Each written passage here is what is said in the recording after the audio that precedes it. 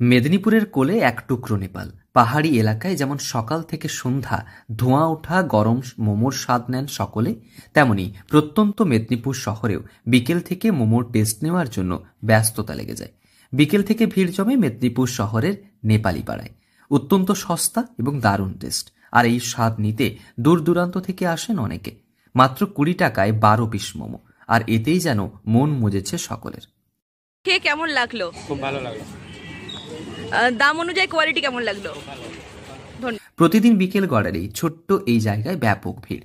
ছোট্ট ছোট্ট স্কুল পড়ুয়া থেকে বড়দের ভিড় লেগে থাকে শুধুমাত্র মোমোর টেস্ট করতে। মেদিনীপুর শহরের এক কোণে যেন এক টুকরো নেপাল। পাহাড়ি এলাকায় যেমন চিকেন মোমো, ভেজ মোমো সহ একাধিক ভ্যারাইটির মোমো পাওয়া যায়, তেমনি মেদিনীপুর শহরের অদূরে নেপালি পাড়ায় এক কোণে এখন প্রতিদিন সন্ধ্যা নামলেই জমে ওঠে এক অনন্য স্বাদের আসর। এখানে মাত্র 20 টাকায় মিলছে 12 পিস ভেজ মোমো, আর 20 টাকায় 8 পিস চিকেন মোমো। এমন অফার শুনে কে না থমকে দাঁড়াবে।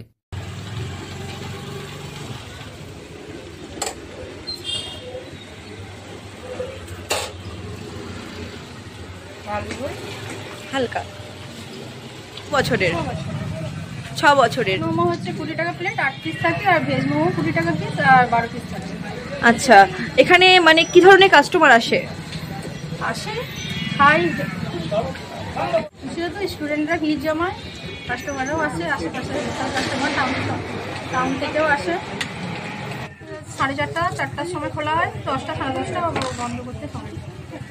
স্বাদের সঙ্গে দামের এই মেলবন্ধনই যেন নেপালি পাড়ার এই ছোট্ট দোকানকে বানিয়েছে স্কুল কলেজ পড়ুয়াদের নতুন আড্ডার জায়গা।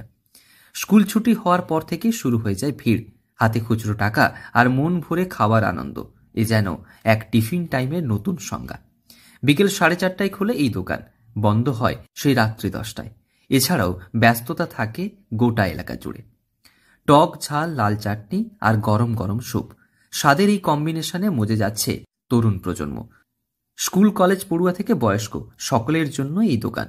শহরের বিভিন্ন প্রান্ত থেকে বহু মানুষ আসেন মোমো খেতে। কম দামে এমন মানসম্মত খাবারই মানুষকে এখানে টেনে আনছে। কেউ আসছে স্কুল ব্যাগ কাঁধে, কেউ আবার বন্ধুর বাইকে চেপে, কিন্তু লক্ষ্য একটাই, নেপালি পাড়ার সেই গরম গরম মোমো।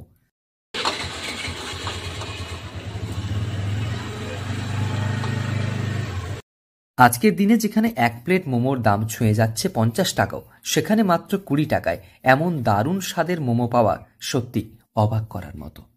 পশ্চিম মেদিনীপুর থেকে রঞ্জন চন্দ্রের রিপোর্ট, লোকাল 18 বাংলা।